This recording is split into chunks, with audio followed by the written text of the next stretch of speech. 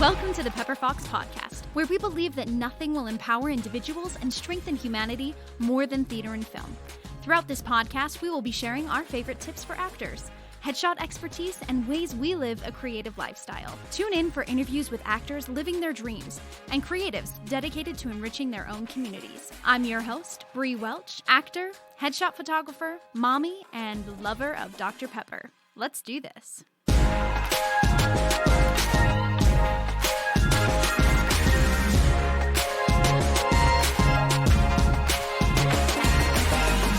Oh, hey. Wake up, Pepper Foxes. It's your favorite co-hosts. Bread. Bradison. White bread. Adnan. It never works. It never works. But hey, we're still celebrities in our own mind, even though we don't really have a celebrity name. Okay, we have some really exciting things we're working on for you guys. I want to introduce the Type Thyself online course. Woohoo. I'm way excited about these, you guys. So I was supposed to be doing my Type Thyself workshop here in April. I was trying to do one twice a year, and my last one was in October. And so I was like, hey, April's my next one. Yeah. And I obviously am not able to do that with you guys. But what I've done is done something better. I've decided to kind of expand upon the Type Thyself workshop so that it is actually about finding your type. Yeah. So that it will be part of a 6-part series of workshops that I'm going to release every few weeks. The material's really awesome. Yeah, I'm really excited really about good. it. You've been working so hard on it. Yeah. And I think it will be awesome because it'll be able to reach more people on their time frame. Yeah, so totally. Great content and stuff that people can just download when they need it, not just wait for a live workshop. Yeah, so it'll be a video workshop where I lead you through a bunch of exercises, and then you'll be able to have PDF files of all the notes and exercises to really guide you through finding your type. And I give you a bunch of different ways in order to find that for yourself, which is really, really cool because it's something that I don't think anyone one person can tell you. So I will be guiding you through how to gather that information and how to best take it. And I'm really excited. So that will be the first one. My goal is to take you through the entire audition process. So it would start with, what is your type? Then it would be like dressing your type for your headshot session. Then it would be the audition, the callback. And then it would actually be diving into how do you even dig into a role once you get your script. And also, cool. I would love to do one about really acting through your songs. So I'm really excited. If there's any courses you think you would be interested in taking from me, I do have a lot of experience and I do have a lot of knowledge that I take for granted. And I always think, oh, everyone knows that. And so I think it's really helpful if you guys can give me some feedback about what you're looking for and what you need help with and things that you'd like to be working on during this quarantine. Not like you have to be working on anything. Take the pressure off for sure. So look out for that. It's the Type Thyself workshop online. And it'll be the first part in a 6-series course workshop. So there you go. It's been such a weird time for us. We just wanted to let you know, no, I am not shooting. I know that a few episodes ago, I was like, we'll still do it. And you know what? It just wasn't worth it. So we are on lockdown. Better just photo to shoots. Be with each other. Yeah. So we will reevaluate in May and see if we can start shooting again. In the meantime, I am also doing a sale on previous sessions. If you ever had a photo from your gallery that you didn't get, this is the time. Instead of $15 an image, they are $10 an image, and that deal is only good for a couple more days. April 18th is when the sale ends. So let me know if you need me to re-upload a gallery that's old. I have them all saved on hard drives. Cross my fingers. No, I do have them all saved on hard drives. And so I'm able drowning in hard drives. We really are. We love hard drives. They keep us safe and sane. And also, if you guys have not ever checked out my wonderful husband's art shop, you guys need to get on Etsy right this second. It's Addison Welch Art. Yes. You can also find on Instagram. He is doing a bunch of custom orders right now in this COVID time. Yes. And also has a ton of amazing prints that he actually prints from our fine art printer at home right and here send in the straight studio. to you. Yeah, it's just right here, which is awesome. So yeah, those are some things that we're working on right now. And yeah, there you go. Today, I'm so excited about our special guest, Kalyn West. Have? Oh, yes. Yes, both of us know Kalyn from Weber State University. We met Kalyn up there and graduated. She graduated a year after because she actually double majored. Yeah. She's just incredible. She's delightful. She is incredibly talented, and we were so lucky to work with her in college and do shows with her. Yeah. That when we saw her have this dream of going to New York and making it a reality, it was so cool. And it was so fun to celebrate that success with her. Absolutely. Yeah, she is the ultimate triple threat dancer, singer, actress. And she had her Broadway debut in the original cast of The Prom, and then was just in the Mean Girls tour right before it closed due to COVID. So she had a little extra time for us, and I'm way excited. Yay.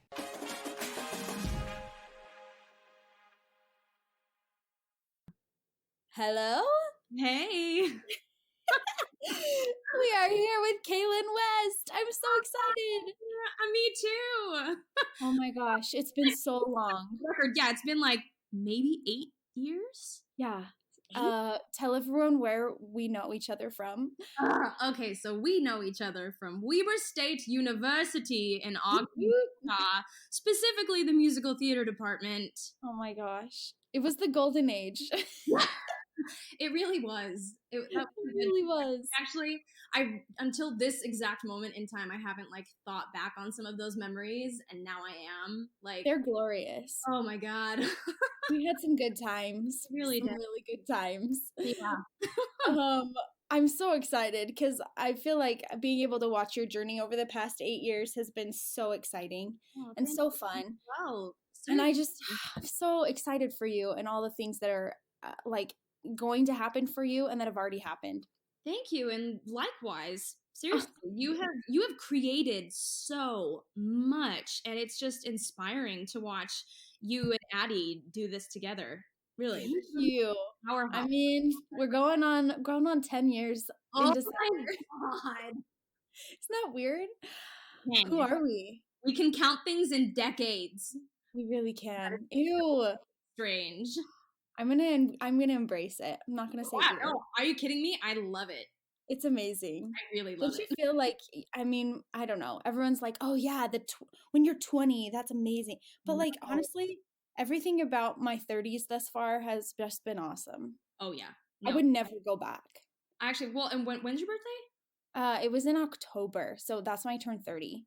Yeah, okay, so I turned 30 in September. Yeah, we're like same. Yep. And I just remember being like, oh my God, I'm so ready. I'm so excited. I want to get out of my 20s. I mean, they were great. But I was very ready to leave. But like as a performer, I think it's scary to age, but also like these are the sweet years. I mean, like as far as vocally, they even say your voice doesn't even fully develop till you're 30. I know. I remember Mari Tarbox telling me that. Mm-hmm. I live like 4 minutes away from Mari. You do? Yes, she was our voice teacher at Weber State University, and probably the best person in the world. Yeah. Oh, she's incredible.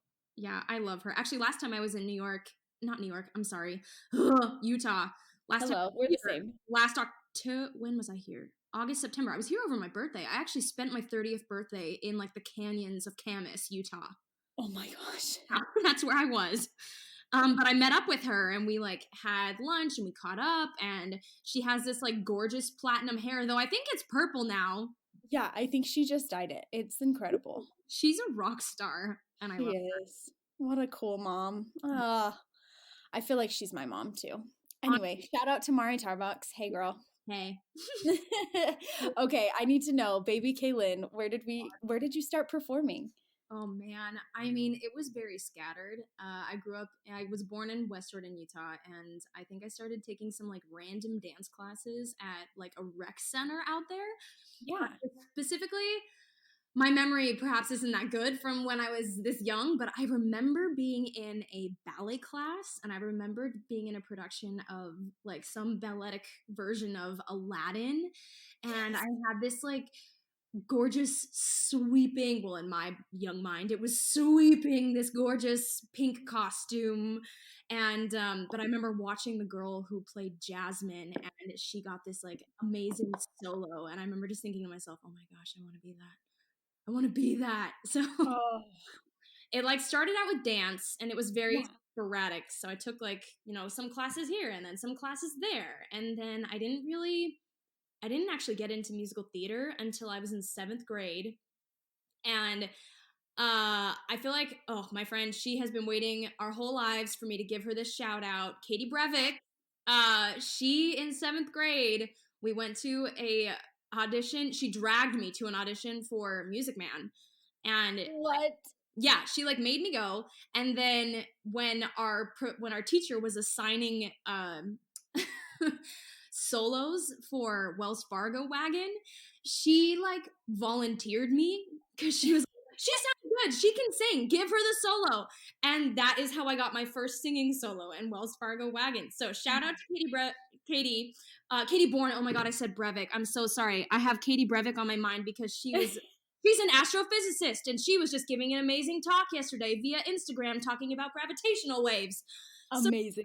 So shout out to Katie Brevik and to Katie Bourne, who Katie Bourne is responsible for beginning my musical theater career. Seriously, she just pushed and shoved you in the right directions. She really did. And then that's honestly how it started. And then I think in my junior year of high school, when I did Beauty and the Beast, I remember it like dawned on me, and I was like, oh, I think I'm actually like good at this. Maybe I should. Yeah, like I should pursue this. Maybe I remember going into your dorm room and seeing pictures of you doing Belle. Oh God. I do. You know, we all were just those like big fish in a small pond, and then we went to Weber State and we were all like, oh, look at all of us. We all were the leads in our musicals. And now here we are filling up this little pond. Isn't that great? It's crazy. Amazing. Yeah. It's amazing. Okay, so after graduation, did you move to New York right after? Honestly, yeah. And it was quick. It was kind of an accident. I mean, not an accident, a happy accident. But do you remember that show that Slack does every year, Saturday's Voyeur? Oh, yeah. Oh, yeah. So I did that two times. And the second time that I did it was the summer right after we graduated. And both they knew that I was trying to move to New York and that I just graduated. And at the time, they were short an equity contract. So the director and artistic director, they offered me my card. They just gave it to me. And so, and I had told myself like, okay, you know, when I move to New York, I'm going to have to get a part-time job because I don't have like a ton of money or someone to be like paying for my rent or whatever. So I knew I was going to have to like work to support myself and keep myself there. And as such, I was like, well, then I need to at least have my equity card so that whenever I go in for auditions, I know that I'm going to get seen, because to go to New York as a non-equity actor is just adds such a mountainous hurdle before you, because you have to be the one who shows up at like 5 or 6 a.m. and get in line and put your name on a list. And then throughout the audition day, they have to go through all of the equity actors first. And then if they have time, they get to the non-equity. Right. Which is insane. And for the actors who do it, like truly, they are superhumans, because it takes a lot. Yeah. So, but I knew that was a reality. And so I kind of told myself or promised myself like, okay, I'm going to at least get my equity card before I go. That's how I was just that was how I decided that I wanted to handle it. And so after graduation, when they just like handed me my equity card, I was like, oh, well, okay. I guess it's time. I guess I have to go now. And so I bought a plane ticket on September 1st and I left October 1st. Amazing. And I left and I didn't have anywhere to live. I stayed with a friend and I didn't have a job. And I was like, I have some friends working there. Do you remember Tia? Yes. Yeah, Tia got me an interview at her restaurant. Amazing. Where I actually worked with Delaney, whom you just interviewed. Yes. I got her a job there. It's such a small world. It is a stupidly small world. So it's so cool though. It just goes to show you like how you just need to talk to people and tell them, like, even from getting your equity card, had they not known that your goal was to move to New York, like, they wouldn't have prioritized giving you your card, you know? So, like, even just putting out there and saying, hey, this is what I'm looking for, this is what I'm doing. Oh, totally. That's how people can help you with that. People want to be helpful. Oh, they definitely do. And I think that was one of the biggest things that I had on my side, especially when I was younger, because it just came naturally of just, I knew what I was going to do. I was like, and there wasn't a question in my mind. I was like, I'm going to move to New York and I'm going to try and be on Broadway. I'm going to be an actor. That's what I'm going to do. And I said it, I think, with such conviction that nobody ever doubted me. Like, no, honestly, nobody ever told me no. Nobody ever said, well, maybe you're not, you know, the odds, blah. Like, nobody ever shot me down. Yeah. And that's amazing. And I think that can honestly be possible for anybody, because anything is possible. Like, I don't know, I come from Utah, a little school in Ogden, Utah, and, you know, 6 years later, now I've been on Broadway, and I've worked with Tony Award-winning actors, and I've hugged Patti LuPone. Stop it. We need to talk about this. It was insane. I couldn't formulate words, and I tried to tell her how wonderful she is, and she just went, aw, and hugged me. I'm sure, like, I know you get this all the time. I just think you're gonna hug it out of me, but okay. Where did you see her? In the Longacre Theater, so up near my dressing room. She came to see Prom. Oh my gosh. He's good friends with Christopher Sieber, who they're actually doing Company right now on Broadway, but they were technically supposed to open their show like a couple of days ago, but everything's on hold and hiatus. But yeah, so Christopher's dressing room was like down the hallway from mine, and so she like came up to our dressing rooms after the show, and I like hugged her in a stairwell in the Longacre Theater. Hey, if I see Patti LuPone, I would hug her in a bathroom. Like, I would hug her anywhere. I sound like Dr. Seuss. Oh yeah, I would hug her anywhere. There. It's true though. I would do anything. That would be amazing. It was. Did she smell good? I didn't sniff her. I didn't.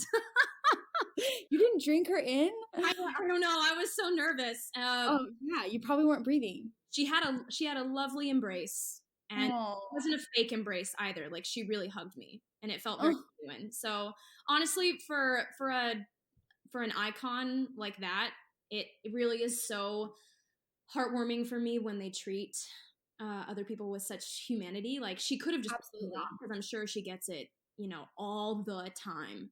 Yeah. But she was very genuine, and she was very kind, and like, she gave me a real hug, and it was very nice. And I will. Oh my gosh, I love that. Yeah. You got to work with some really amazing people in the prom.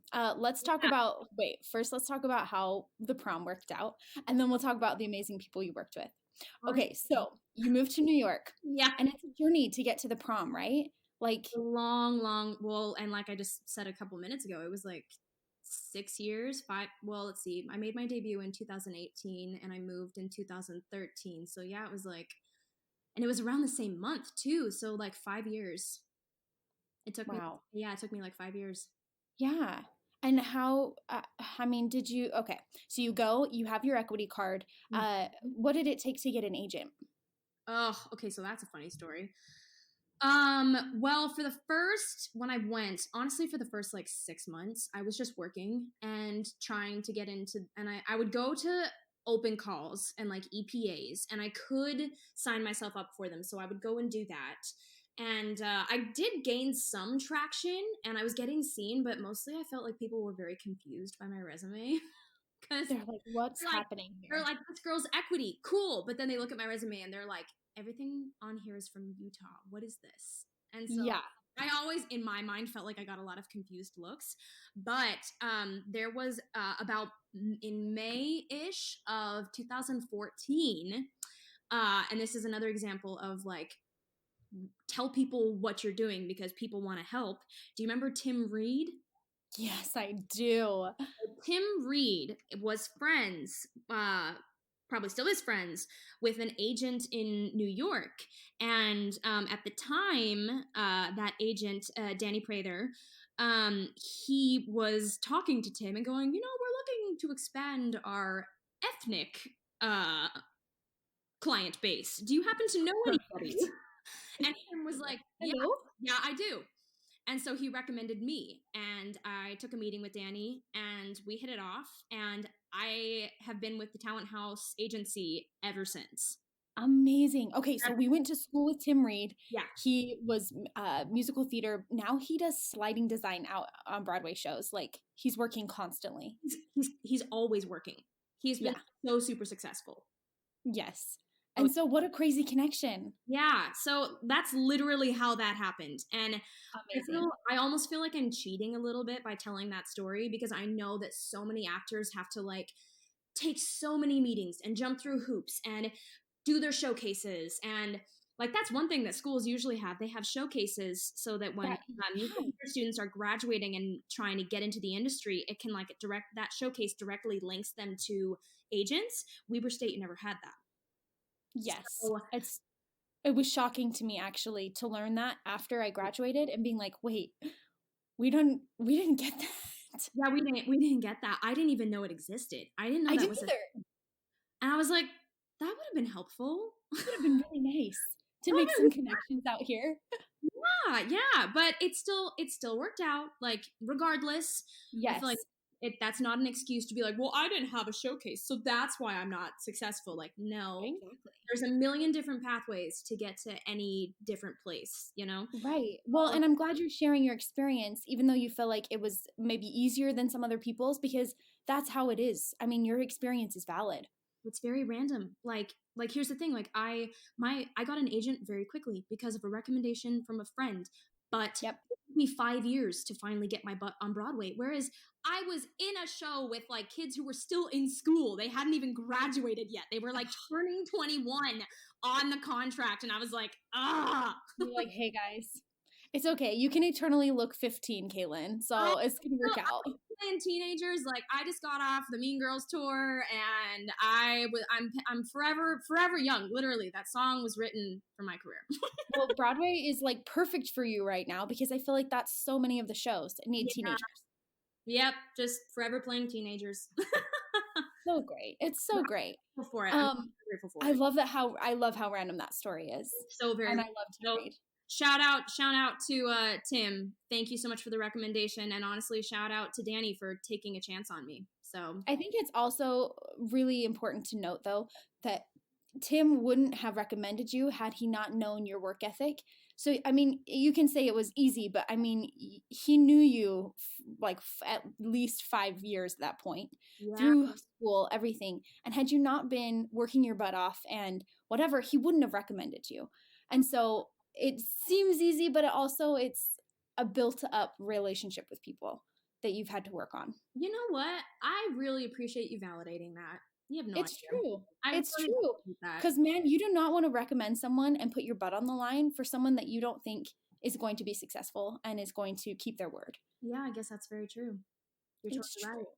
I love it. I want to talk about the prom. I want to talk about I kind of want to know, like, what do you remember about opening night? Oh my God. It was insane. Opening night, honestly, well, actually, you know what? It felt like there were 2 opening nights, because our first like invited dress was technically kind of an opening night, because like that was our first time performing for a full-blown audience. Sure. On that stage. So that kind of felt like my debut. And then opening night was just, of course it's a dream, but you're exhausted. You've been in previews and rehearsal, and like emotions and your adrenaline is so very high. The one thing that I was so happy to realize, though, was that I wasn't scared at all, because we had worked for months and months, and like you're so practiced that it's in your body. And so we were so ready. And so I wasn't nervous. I was just excited to like get out there. And I really can't even describe the feeling, like being, oh my God, I can like hear the music and how it's like, dun, dun, dun, dun, dun, dun, dun, dun, dun, dun, dun, dun, and just like how excited we got, and like the feeling in my chest, like the moments before that curtain went up and then we start. And honestly, people screamed. The audience just like, ah! Like every time like Beth or Brooks or Christopher or Angie came on stage, and then like when Caitlin came on stage, they just got like screaming applause, like entrance. Oh, it was such a killer cast. Are you kidding? It was a wonderful group. Oh my God. Like they were working with them has truly been one of the highlights of my career. It was so much fun.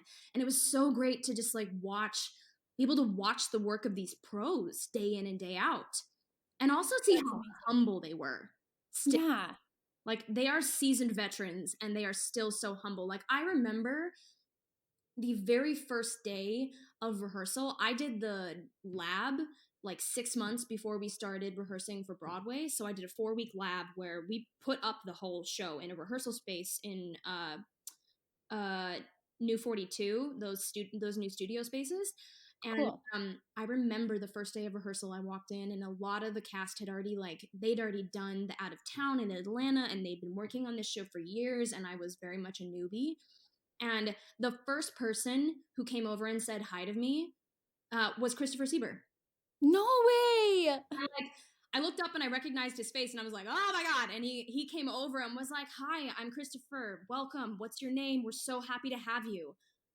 And like, I'm dead. That's the kind of tone that they set though. Like the entire process. Like he was the first one to welcome me. And that's like this little nobody. So that warms my freaking heart. Yeah, it was really wonderful. Like truly, Christopher, I'm going to remember that moment for the rest of my life because you made me feel so welcomed and so embraced and it meant the world. Isn't that so cool? Because it makes you inspired to do that for other people when you know how scared they're feeling and how out of it they're feeling. Exactly. Amazing. I love it. Oh, I love him so much. Okay, so I went a little off track. Sorry. Opening. No, I love it. I love it. It was a dream. Honestly, it felt like a hit and run. So a lot of it, your adrenaline is so high that I'm just like, what's happening? I don't know. Okay, do the show now. Flowers. There's things everywhere. Get into your gown. Go take pictures. Oh my God, where's my mom? Like it's literally, it was insane. It was. Oh my gosh. Okay, so your mom was able to be there. Yeah. Any of it? Like that's amazing. My mom and my sisters were all there. Oh. And we danced at the after party at the Copacabana, and it was so much fun. It was a wonderful night. It was so crazy. Those are the moments, man. Yeah. Oh, yeah. Amazing. Okay, so working on the prom, mm-hmm. Tell me about what it taught you about your definition of success. Oh, honestly, yeah, my definition of success has really changed since working on the prom. I think for the longest, I know for the longest time when I started this career path, you know, my definition of success was be on Broadway or like be in a movie. Like you got to get to the top and that is success. And I won't be successful until I get there. And then if I'm being quite honest, 6 months into prom, into doing it, I had been on Broadway for 6 months. I realized that I still felt like I wasn't good enough. And I still felt like I hadn't achieved enough. And like I had to keep on doing more and bigger and better. And that was really alarming for me to realize because there I was actually in my dream job. I was actually living it every day. And I still felt like I didn't deserve to be there. And so honestly, that made me pause and look at my definition of success specifically to go, okay, I can't keep hanging whether I feel successful or not, or whether I feel validated or worthy or not on these things that I do or these things that I achieve, because that's not where success really lies. And I mean, I don't know how any other way to say this, but in a cliche, it's not the destination, it's the journey. And I really, all we have is the present moment. You know, any day, all we have is this moment, this wherever we are, whatever state, whatever, situation, all we have is the present. What is behind us is behind us. And what's in the future, we can't touch it yet. All you have is the present moment. And when I was putting my definition of success on this thing far out in the future in front of me, that's where it always stayed. So no matter if I achieved those things or not, my success was always in the future and I'm always in the present. Hence, so I'm never successful. Does that make sense? It totally does. It's like a never-ending goal, just pushing forward and forward. Yeah, it's just constantly, you're the donkey with the carrot hanging in front of your face, and you're constantly walking and trying to get there, but it's always just like hanging in front of your face.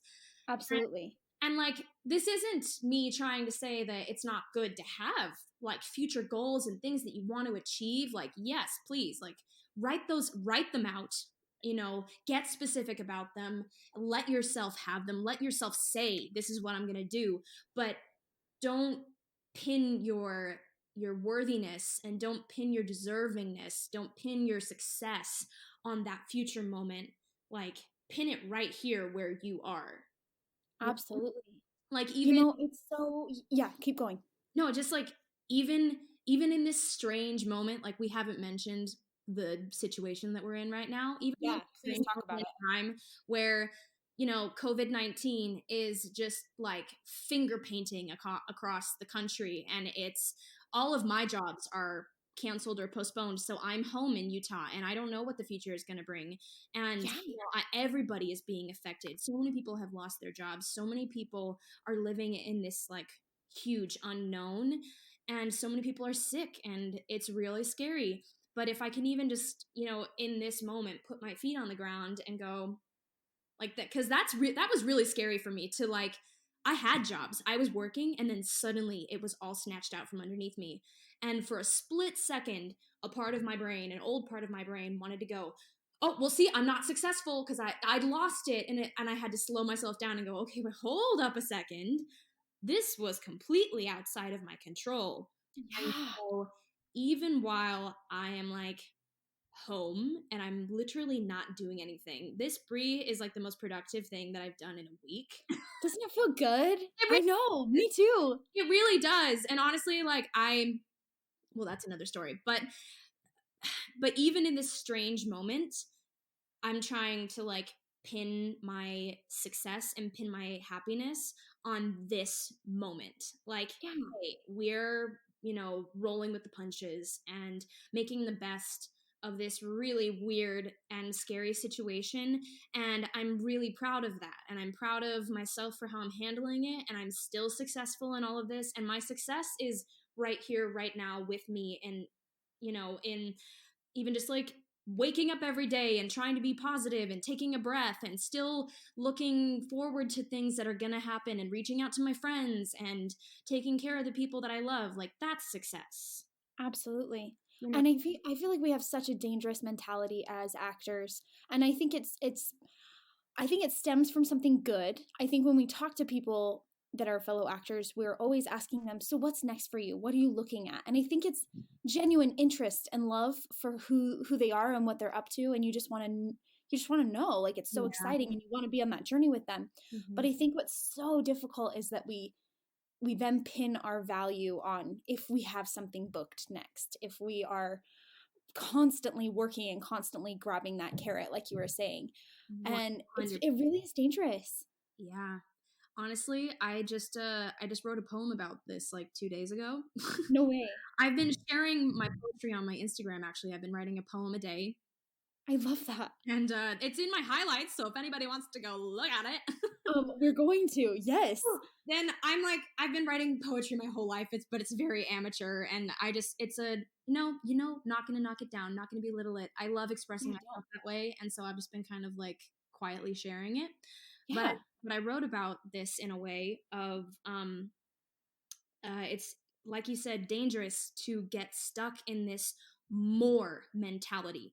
It's that I have to keep on doing, I have to do more, I have to do better, I have to do bigger and faster and brighter, and just, it's always, it's the same thing of having that carrot in front of you, is that whatever you're doing is never enough. Because there's always bigger, there's always better, there's always, something else. And yeah, I think it's I actually dread that question, and I really try not to ask that, of like, so what's next for you? What are you doing? I do too. Because the moment you ask it, it's like, it automatically gets that person out of their present, and it automatically sort of invalidates what they are doing, what they're doing, what they have done, because it's like, well, what's next? What's more? What else do you have? What else are you doing? And it's like it that locks us. It's like a great example of how that mentality locks us into like always, needing to achieve bigger and better, and like this future mentality. So yeah, no, yeah. I mean, I think it's good to be interested in each other, of course. Like, we always want to know, like, ooh, what are you working on? It's so exciting. But I think that the responsibility doesn't necessarily lie with us to be like, oh, I really shouldn't ask people that. The responsibility lies in ourselves being able to put that question in a healthy perspective. Yes. Because really it matters what we think, because our thoughts manifest our reality and our actions and how we feel. So, but it's very good to like bring that up. Yeah. I feel like when people ask me that now, what I try to do is not just mention my onstage life, because I have so many worthwhile things that I'm working on, like you with poetry or anything. Like I'm like photography or family or whatever. I want to make sure those all are valid. And so I'll just talk about, I know it's not totally the answer they're asking or they're looking for. It's not what they're asking for, but it's what's important to me and what I feel like I'm progressing on and doing. And so that's kind of a way to think about it in a healthier way, I think. Yeah, because that's the stuff that matters too. Like, all of it matters. All parts of your life matter. Like, I was talking to a friend yesterday, and it's so interesting because especially in this particular quarantine crisis that we're in, I feel like everybody is like stewing. Like, okay, well, if I'm gonna be quarantined, I gotta create, I gotta write, I gotta make content, I gotta do all these things. And honestly, I'm just like, you know what? No, I'm not going to put any pressure on myself. If I want to create something, then I will. But in the meantime, my entire focus, my goal for this quarantine is to handle my emotions. Yeah. That's what I'm doing. I described it to my friend as she was talking about a friend who wants to get like physically cut, like with muscles, Yes. I was like, that's great. I'm going to get emotionally cut. Yeah. And I'm like, you know what? That is a really difficult and valid and beautiful thing to work on. And not my career, but it really affects my career. So, your everyday. Oh, yeah. Honestly, that's amazing. If you don't take care of that stuff first, like what's in your head and what's in your heart, nothing else is going to fall into place. Oh, yeah. Nothing else will work out. It is really interesting how you're talking about, being in the present and what this quarantine has taught us. Both you and I were working on shows when this all happened that were just canceled and like taken. It sucks, doesn't it? It just sucks. It's just so weird. Yeah. But like when people are commiserating with me and being like, oh my gosh, I can't believe that this is over. I didn't get to see it. I didn't, whatever. I honestly can say I had no regrets. I had an 8-week run and I got to do my understudy part. I got to do my main part. And I really don't feel like I took moments for granted.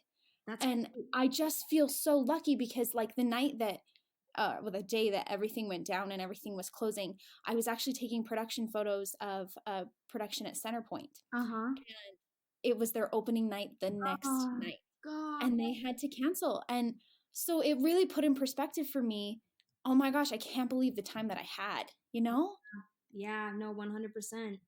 How did that affect you with Mean Girls? Well, I'm looking at my calendar because I'll tell you exactly how many shows I got to do. God, when did we even finish? I'm so lost in all of like, where is the time? Like, what day is it? Where are we? That's how I feel. Okay, so I made my debut in Mean Girls on March 3rd. So I got 1, 2, 3, 4, 5, 6, 7, 8, 9, 10. I got 11 shows with them. Wow. Because everything went down on Friday, LOL, the 13th. Yep. And, the day before, Thursday, I actually flew to New York because I had a callback. So I missed the show on Thursday. Yeah. And then I flew back on Friday, and while I was in the air, we canceled. Oh. So I landed in Florida and my company manager was like, hey, call me. I was like, shoot. Like, no. And then and there I was thinking maybe I'd get at least another show. And then I realized, I was like, wait, no, that means that my last show was Wednesday night. Yeah. Yeah. Mine was that Monday. And we had a dark night on Wednesday that was just planned, like a planned dark night. And then by my Friday performance, we were closed. And I was like, my last performance was Monday. And I had no idea. And yeah. And similarly, I look back and I was just like, you know what? I don't have any regrets because I had so much fun. And yeah. I learned that show in like 3.5 days.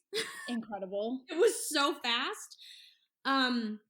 And so every show, no show was perfect, obviously, because I was still finding my way in it, but I had so much fun and I was learning as I went.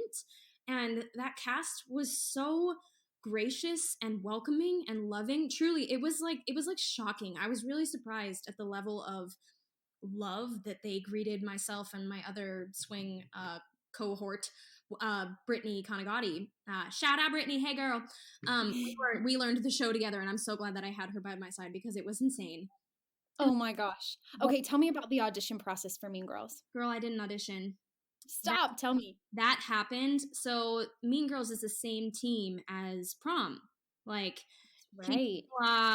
Casey Hutchins, John McGinnis, same team for like on almost every front, including the stage management. And I got a text from my old stage manager saying like, hey, are you available? We might need somebody really fast. And from that text, within like 48 hours, I was like, I'm joining the tour. Oh my God. Crazy. Like it happened really fast. And I almost left that fast, but they gave me like a week to get my stuff together and get out there. So they had a girl who had an injury and she needed to go get a surgery. She has since had the surgery and she's healing with flying colors and she's a rock star. If anything, she made me feel so welcomed when I got there, and that was really, really nice. But yeah, so I was just a temporary replacement for a couple of weeks. Technically, I would still be with them. We would be in Denver right now, and my last show would be in 2 days. Crazy. Yeah. So wow. That was one of those weird situations of the team already knew me and they needed somebody really fast. And so I just got the offer and I didn't have to for that, which honestly, I was like, I am so proud that this is where I'm at in my New York career. 100%. That was a very proud moment for me. I felt really good about that. So well, and that's something that you go, okay, well, I didn't have to audition and it came easy or whatever, but it really didn't because it came from your work ethic in the prom. That came from my work on the Prom, and I will be very honest with you, Prom was maybe one of the hardest shows I have ever done. It looked insane. I missed it by a week when I came. Really? In the fall, I missed it by a week. I was really mad about it. I'm sorry. But I mean, I saw the videos and I saw you on the Tonys and it looked insane. It was insane. It was such a joyous show. But I tell you, that choreography nearly killed me. Killer. Yeah. Everyone needs to go watch a video if you have not seen the videos from the Prom. Oh, go watch it. Give the show. Kaylyn's in a purple dress. And she's so cute.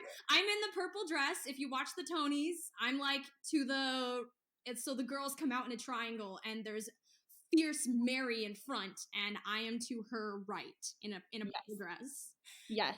You can watch the Macy's Thanksgiving Day. Like overwhelming terror in my eyes. Like I remember that day. That day felt like being shot out of a rocket. Stop it. Tell me more. That stage is like a spaceship. It looks huge. And when you charged, I'm getting goosebumps right now, Brie. When we charged down, we heard the music start and you just know. I'm like, Audra McDonald is right there in like the third row. And everybody who is anybody in this business is all there sitting in this giant space. Have you ever been into Radio City Music Hall? No, I've never even been. It is huge. Huge. It is so huge. Like, you can't even fathom how many people fit in this damn thing. And maybe I'm exaggerating, but I don't care. It's big. And when you are standing on that stage facing those people, oh my God. It's like, and this is going to sound, again, dramatic, but I don't care. Drama is what's given me my livelihood. It's kind of a spiritual experience. Like, the profound effect of feeling all of those human beings together in that space to like celebrate what we do, that we work so hard for. It was kind of a spiritual experience. Like, it makes me want to cry even thinking about it right now. It's incredible. It was. I think so many people think, oh, musical theater, how fun. You know, that's the response we get a lot. And something like the Tonys makes you realize how brilliant it really is. Yeah, that's the thing. I'm like, people, I don't think I was like, bitter about it, but people don't know how much work it really takes. Oh yeah. How demanding it is, because all you see is like the polished and effortless, finished product. That's what everybody else sees. But, and here's the thing, I think I'm at an age now where I'm like, people don't need to know. It's fine. But I don't care what they think anymore. I really don't care anymore. But it takes a lot. Like, to put up a show, it takes a lot, which is why it's so devastating that some of these shows aren't going to survive this. And so all of that work, all of that, like, hours and hours and hours of, exploration and trying things and failing and pushing and testing yourself, and like all of that is just kind of quick in a blink of an eye evaporated for some people. Some people aren't going to get to come back to their shows, and it's very sad. That's very much a loss. Yeah, I totally agree. I really sympathize with people who have lost their shows. I know. I really have so much perspective on it, because I feel like I can't even complain. I had time and I had great performances, and everybody's pain is valid. Just because people are going through different things, like your pain of losing your show, valid. My pain of losing my show's valid. Other people's pain, it's all valid. So again, no comparison of achievements or sorrows ever. I love that. Okay, I want to know, what is your this is going to be really hard. You're going to have to choose between your babies. Oh no. What is your favorite project you've ever worked on, and why? Oh, honestly. Oh, wait, this is going to be hard. Oh no. Crap. Can I give you 2? Can I give you 2? Yes. Yes, you may. Oh God, I want to give you 3. No. Do it. Do it. Okay, so my initial production that I thought of when you asked that was a production of Hunchback of Notre Dame that I did 2 summers ago at the Fulton Opera House in Lancaster, Pennsylvania. Oh my gosh. I have worked at that theater twice, and I love that theater. I love Lancaster. I love that little town. I adore them. So anytime, Mark Robin calls me, I come running, because I love that theater. But specifically, Hunchback was just a really perfect, serendipitous little concoction of some of the most wonderful people. And I loved that show. I loved what I got to create through it. I've never put myself in the sleeve of like Disney princess pocket, Yeah. I think growing up in Utah and being a mixed race individual, I always felt very like out of place. And so I always kind of kept myself in my head like, I don't fit into any of these boxes. Like I'm going to have to create a new box, because I don't see a box that fits me, and I don't want to be in a box anyway. And so to suddenly start working on Esmeralda, it kind of felt like, oh, I'm doing one of these like Disney princess sort of characters. Okay. And it was a little bit weird, and I was a little nervous about it, but Mark was so great. He was my director, and he really trusted me and allowed me to, go where I instinctually wanted and needed to go with the character. And if you haven't seen the stage production is not the Disney production. Actually, it's dark. It's very dark. And it's not even as dark as the novel. The book is really dark. So I don't even think Disney really put its name on Hunchback, actually. Yeah, I don't think so. I don't think they did. So it was such a challenge, and was really testing myself. I felt like in my head, I was really testing myself as an actor in that show. And I went in with the very clear intention of, I'm going to give myself the freedom to just be present in every single show and not try and repeat anything. So I can honestly say that I felt like every single show was something different, and I made different choices all the time because I never locked myself into like, okay, I've done it this way, now I have to do it this way. I always have to hit this mark, you know. I think because that's another dangerous mindset for actors of like, ooh, this worked really great this one time, so now I'm going to try and recreate that, and that's like the death of, you know, what brings theater and us to life on stage. Yeah. You always just have to like be in that present moment and just follow the thread and find where it leads you. And so I was very aware of that. And so I very consciously gave myself that, and I let myself try that out. And I felt pretty successful at it. And I was really proud of the work that I did in that show, and it still breaks my heart that we closed. And I would go back to doing that show in a heartbeat, honestly. I loved it so very much. Oh, okay. What does second place go to? Oh, okay. So, well, and second, sorry, I'm in my living room, and I literally just saw a squirrel run by, and I almost yelled, "Whoa! Squirrel!" That's me. So second place has to, and I'll only list two. Second place has to go to the most recent show that I did before Mean Girls, which was Moby Dick. Oh my gosh, I saw pictures of this. Yes. Very, very different. And this show was one of my favorites because, again, like it gave me the opportunity to just like unleash myself. Yeah. I gave myself full permission to like be, you know, not reckless, but like ballsy and out there and fearless and just like, well, because, okay, so I'll give some context. So in the show of Moby Dick, which was written by Dave Malloy and directed by Rachel Chavkin, who did Hadestown, Dave is best known for The Great Comet and Octet. They are some of the most generous artists I think I've ever worked with. Their hearts are so big, and I loved every minute of working with them. But in that show, I was playing Stub second mate, so I was a man, and he's crazy. I love this. I loved it. I always wore, my Stub had a pipe in his mouth like 24/7. Which is really painful for the jaw after a while. I'll just throw that out there. But my Stub was very like playful and a little psychotic. Like he might be a sociopath. He might kill you, but he also might give you a really big hug and then like hit you. I don't know. He's like crazy. And my song was I had two that were they were so much fun. There was one song called Stub Kills a Whale, and this show was so insane. We pulled 4 500-pound boats out of the floor. Nuh-uh. Yeah. And then we loaded like 4 to 5 audience members into each of them and like pushed them around in choreography in the show. So the audience members got to like be a part of the show for this part. And at the end of that show, there's like this beautiful, exquisite whale hump that gets brought on stage, and it's made out of all of our like animals, or a lot of our props were made out of like plastics and recyclable materials.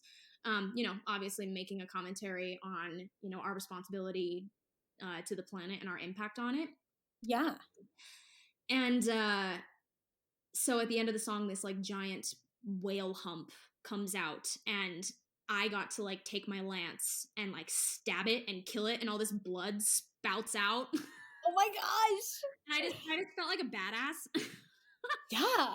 And so that was one song. And then another song called Whale is a Dish. And anyone who auditioned for it will know this song because it's stuck in all of our heads because we had to drill it so much to get it down. But Whale is a Dish is kind of Stub. It's like his cooking show. It's like he's on the Food Network, and he is teaching this class and telling everybody about like the different kinds of whale meat and how delicious it is and why you should love it too and where it comes from. And so I'm literally just singing this crazy song about like whale meat and like throwing whale meat and blood and like guts and brains everywhere. Oh my gosh. Like I got to break a skull open with a giant like hatchet and just like I just lived my best insane psychopath life. Oh, seriously. Like you sound like Mrs. Lovett with making like whale pies. That's like, exactly incredible. what it was. It was the best. Amazing. It was the best. And so for that reason, like I love stuff like that. I love being able to like challenge myself to just let go. And again, be like, I don't know what's going to happen. I'm just going to go out there and like be present and like see how I feel and follow my instincts and just like let myself be alive on stage, which is really scary to do. But the more you practice it, it like can be so much fun. And like so rewarding. Yeah. Well, and I think a huge part of that, if I'm gonna say that, a huge part of being able to do that is being able to accept that sometimes you're not gonna be happy with what comes out. You know? Yeah. Like you're not always going to have that perfect performance. And that's what makes it live theater. Like it's going to be different. You're going to have really great days and then you're going to have sort of off days. But as long as you're always staying like honest and true and connected to that thread, like regardless of whether it's, you know, I'm using air quotes, good or bad, it'll be real. Yeah. Well, it's again, like what we were talking about is, you know, finding joy in the journey. It's not the end product. Mm-hmm. Mm-hmm. I love that. Exactly. Speaking of not perfect performances, have you ever had like a live performance mishap on stage? I mean, I know it's kind of ridiculous to ask if you've had one, but like I wanted to be nice and just assume you hadn't. But oh come on, everybody's had. I know. Everybody. I mean, I don't know. I feel like I don't get too caught up in them because I actually kind of love when things go wrong. I do too. It really makes so human. You are alive. If nothing else, you are so alive and present when things go wrong because then your brain is like problem solving and you're like, oh God, how do I fix this? How do I make the story happen? How do I like connect the dots now? Yes. So yeah, I mean, let's see. Even though some things are just like silly, there was definitely a time that I dropped my knife at the end of Whale as a Dish and I ended up finishing the song. It was supposed to be this awesome button and instead I finished the song in like a spider crouch trying to cut the knife. But that was just silly. That's amazing. Oh, all of my mishaps are with knives. In Hunchback, there was one time that Esmeralda has this like little knife strapped to her thigh, very sexy. And after Topsy Turvy, I like run off stage and I do a quick change into my outfit for God Help the Outcasts. And after the song, there is a like stage fight between myself and Phoebus. And at some point, when I got back to my quick change, and I was like, oh my God, my knife's gone. Where's my knife? Oh my God, my knife is gone. I don't have a knife. And so I'm like desperately being like, guys, we need to find it. Where is it? And I'm like, I can't do this fight. We're going to have to improv a fight. Yeah. If I can't find this knife. And I ended up going on stage without a knife going, oh my God, what am I going to do? How am I going to signal to Travis, my Phoebus, that, dude, I don't have a weapon. You can't fight me. What are we going to do? And it was very stressful. It was very stressful. And then I get out there and I do the beginning of the scene. And then Frollo, my Frollo, David Jeromo, who is an incredible actor. Oh my God, he was so inspiring to me. But he comes out from like upstage left. And as I turned around to like meet him and do our scene, I see my knife and it's on the floor. And it got like pushed underneath a moving platform that we had. And so I saw it and I was just like, oh my God. And so at some point during the scene, I had to like find my way over there and grab it. And then all was good. But it was like a very stressful, it felt like an hour, but it was maybe like a grand total of like 40 seconds. Oh, seriously. It's terrifying. And it's really cool to see how fast your brain works. Oh, yeah. I truly was like, okay, how can I turn this into like hand combat? How can I like pretend like I'm beating him with just like the strength of my fists? Yes. Right? Like, choreographing and like and adapting it. And I was like, how am I going to do this and make it look believable? Okay, let's figure this out. Well, because you've got like two like opposing sides in your head, like the fight captain and you being like, okay, we didn't rehearse this, so it's not safe. Yep. And then the other one going, well, the show has to go on. It has to make sense. The show has to go on. I have to do something. So, and honestly, that's fantastic. It would have been fine. I trusted Travis so very much. And if anything, it would have been really funny. I don't know. Right? It's a story. It's a story to tell now. I love it. Okay, so when you first dive into a role, what does your process look like developing your character? Let's see. I mean, I feel like always, first and foremost, I don't put too much pressure on it. And so I, obviously go into learn the words, learn the music, learn the steps, and just kind of get the bones, like just get the bones in your body, because I feel like I really start to, I tend to dig in psychologically because that's just the way that my mind works. And so I like to look at the circumstances of their life, and I really try and put myself in their shoes. And, I contemplate their perspectives and where do they come from? What are their experiences and how would that make me feel? And how do they feel? And like, what are their values? What are their priorities? What are their beliefs in life? And I start to like really ruminate on those kind of things. And then really for me, the discovery of a character kind of becomes when all of the elements are like, all the bones are in my body and I can get on my feet. Like once I get blocking and then I can just like physically find my way through it, that really starts to inform who they are and who I'm becoming through them. Yeah.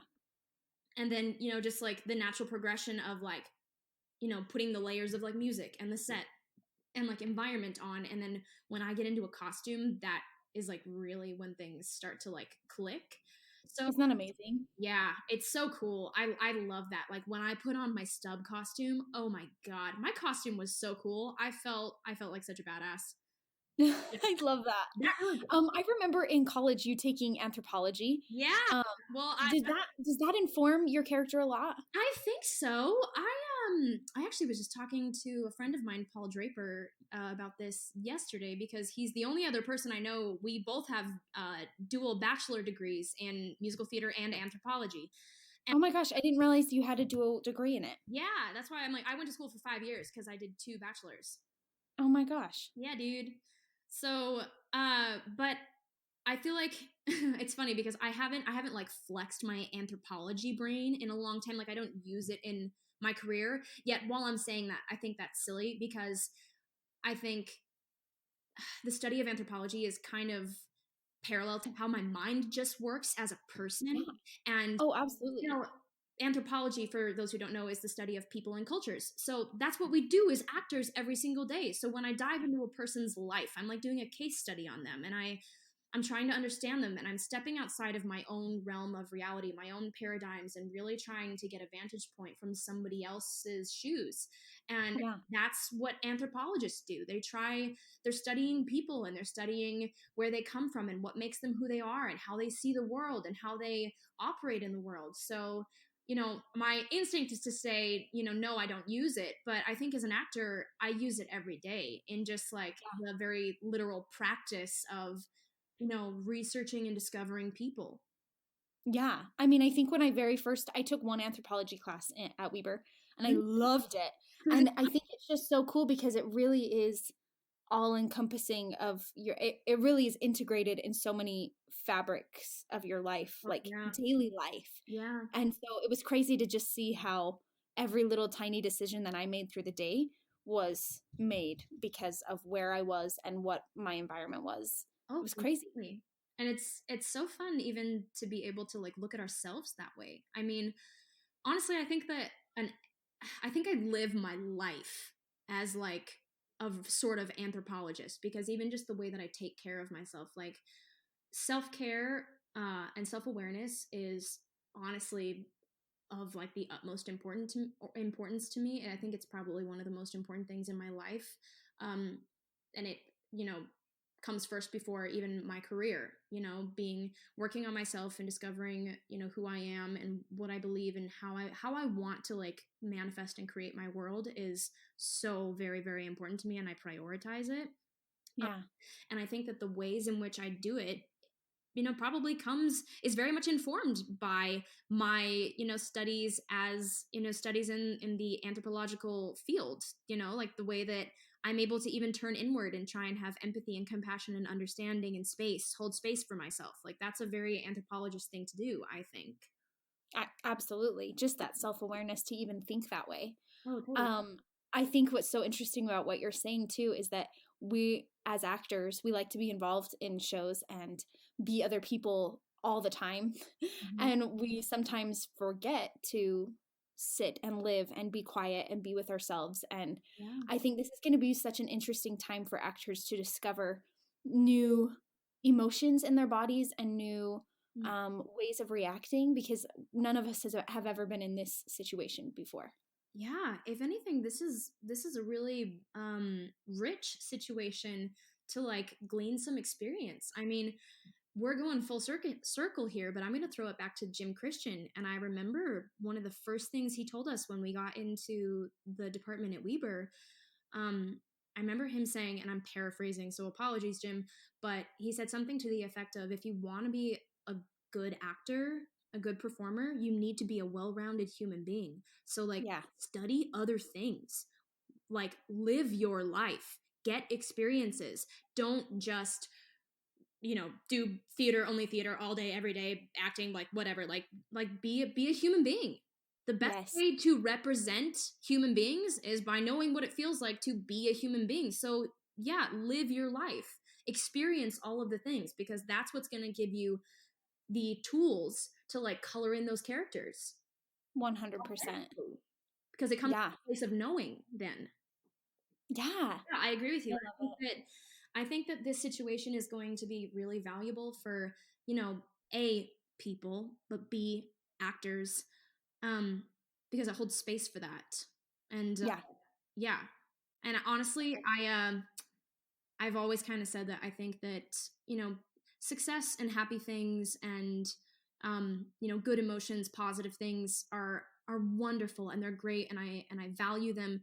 But the moments in life when I really like step forward and the moments in life when I really feel like I can feel and see myself and understand things and grow are when things are really tough. And it's when things have gotten really dark that my biggest growths are catalyzed. And so I'm actually really grateful for all the like negative things that happen, because they're opportunities, and they're very, very rich, powerful opportunities. And it just kind of depends on how we choose to perceive them and use them. It's so true. I love that. And everything always for me goes back to Jim Christian. Some way. He came to see Prom. Yes. So wonderful. I hadn't seen him since I graduated, so like 2013. Yeah. That's amazing. Yeah, it was really great to see him and have that kind of come full circle. It was really nice. Also, Jenny Kokai came to see the show. Stop it. Bringing back all the Weaver State people. It was great. And Mari came. Oh, it was so great. Such a good time. Wonderful. Okay, my last question for you. What would be your advice to anyone who wants to move to New York? I feel like I have a lot and also very little at the same time. So I think the first thing, when I think about it, the first thing that really comes to mind is take the pressure off. Just be yourself. Be open to the journey and know that what you create is not going to look like what anybody else creates.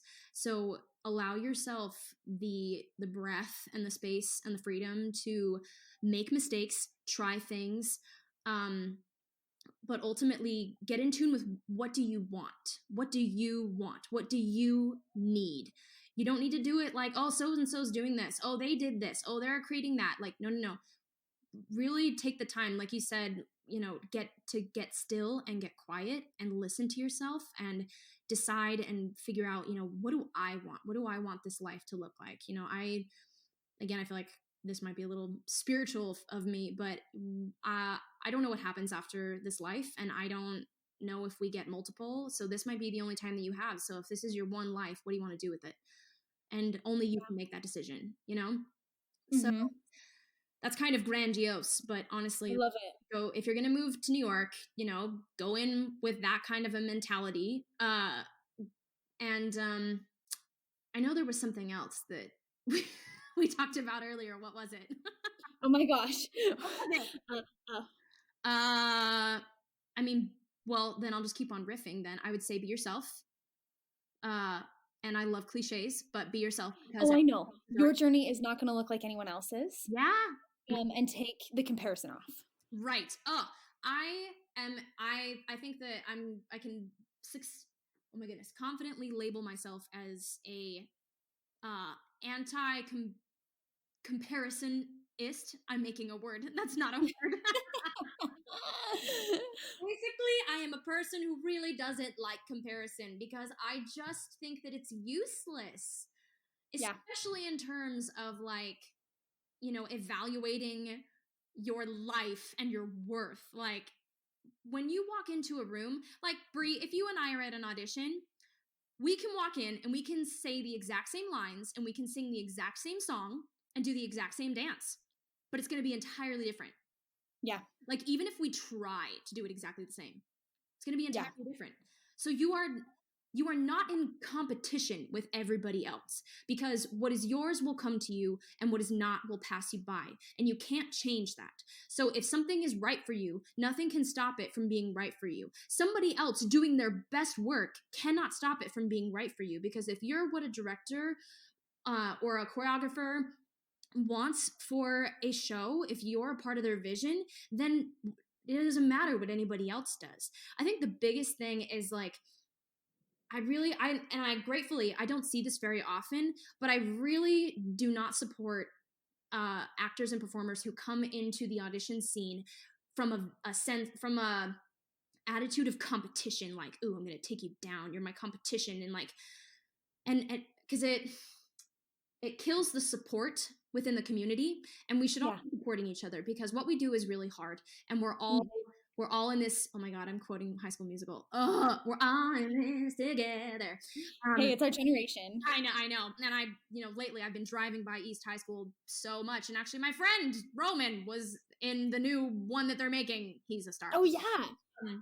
But anyway, like coming from a vantage point of competition, it just poisons the space. It poisons it for you and for everybody else. And I don't know about you, but I cannot create my best work when I'm in a poisoned, toxic space. So by lifting other people up and supporting them and cheering them, you are doing the same thing for yourself because you're allowing them to shine. And then that gives you the energy back. Like it's a cyclical thing. Like what you give out is what you're going to get back. Like that was one of the biggest things that I remember from my audition for prom, honestly. Like when we were doing the dance, I remember watching girls go in groups before me. And when they slayed, we cheered. I cheered. I was like, yes, go off. Like you just support people because that brings such a beautiful energy to the room. And actors need safety in order to create and do their best work. So if you want that safety, you also have to give it and you got to create it. So honestly, I would say that's the biggest thing. Like if you're going to come into those audition rooms with an attitude of like, I'm better and I'm going to beat you and I'm going to take it home, go home, work on yourself and then come back because that's not what this is about. Oh, it's so good. It's like gospel truth to me. Like I get chills from it. Well, good. I'm glad. It's so very true. It's so very true. Like if you want things to work out for you, then you better be able to support other people when it works out for them. Yeah. And none of us can be each other. None of us. Not all. Not at all. We can't even try. Yeah. I love this. This has been so beautiful. I just think you're a beautiful human and I'm so happy for all your successes. I need to know how we can follow you, how we can get more Kalyn in our lives. Well, I have an Instagram, obviously. We're going to go check out your poems. Yes, I have a highlight. I don't have any of them. I've like deleted all my highlights, but I've created a new one called #a_poem_a_day. Some of them are not very good, but some of them are good, and I'm proud of them. So it doesn't matter. I like creating, and so there you go. And I actually also have a podcast. Oh my gosh! Tell us about it. Oh wait, did you give your handle to your Instagram? Oh, my handle for my Instagram is at Miss Curly K, Kurlykay. So it's curly with a K and then Kay. So because she's got curly hair. Because I got curly hair. Yes. Yes. And then your podcast is? Yeah. So my podcast is called Is It Just Me? And love it. Honestly, I feel like a lot of the stuff that we delved into today, that is like the theme of my podcast. It's like the biggest, it's about validating the human experience. So whatever goes on in your head and your heart, I promise you, you're not the only one that feels it. And it's okay to feel those things, and it's okay to talk about it. And I think, like I said, my self-awareness work, my self-care is like the biggest priority in my life, and getting things into a healthy perspective, just it permeates into the rest of your life. I don't care what profession you're in or what you're working on. When you're able to really manage your heart and your mind in a healthy way, it infiltrates everything and it makes everything better. So that's kind of what my podcast is about. I lost some of my microphone cables. No, I don't know how, but I've been living out of a suitcase for a while, so it kind of is no surprise to me. So, but once I just ordered some new ones, and once those come in, I'm going to start producing more episodes because it's been a minute. But again, that one's called Is It Just Me? And you can find it on Spotify and Apple Podcast and iHeartRadio and like Google Play or something like that. So yeah, all the basic places, you know. And I love it. My face on it, so you'll recognize it. Yay! Okay, we're gonna go listen. We're gonna read some poetry. I'm so excited. Yeah. Or check out my website for any and all updates. Yeah, give us the website. It's just my name, www.kalynwest, KALYN West.com. So perfect. All of my stuff is there. I haven't updated it in a minute because there's not like a ton of things to update at the moment, but I should update it. So I'll get on. Hey, we're gonna, now we have time. Great. I'm like, I have all the time now, so no excuses. Do it. Oh my gosh. Thank you so much for coming and talking to me. Oh, thank you for having me. I really appreciate it. This has been wonderful and really fun. And quite honestly, I think that this kind of a conversation has been exactly what I've needed in this moment. It's been a really hard, couple of weeks to go through, and this has really lifted my spirits. So I thank you for that. It has been therapeutic for me too, for real. I feel like I want to run off and create something beautiful. I know. I feel inspired. Yeah. But no pressure. No pressure to create. Exactly. But allowing yourself the time and space to just like be what you are, where you are, and that is enough. Yeah. Okay. Thank you so much. Thank you, Bree. You've been listening to the Pepper Fox Podcast. Love what you heard today? Go ahead, share it with your friends, and leave us a review. Get more actor tips and resources by visiting pepperfoxphoto.com, and check us out on Instagram at pepperfoxphoto.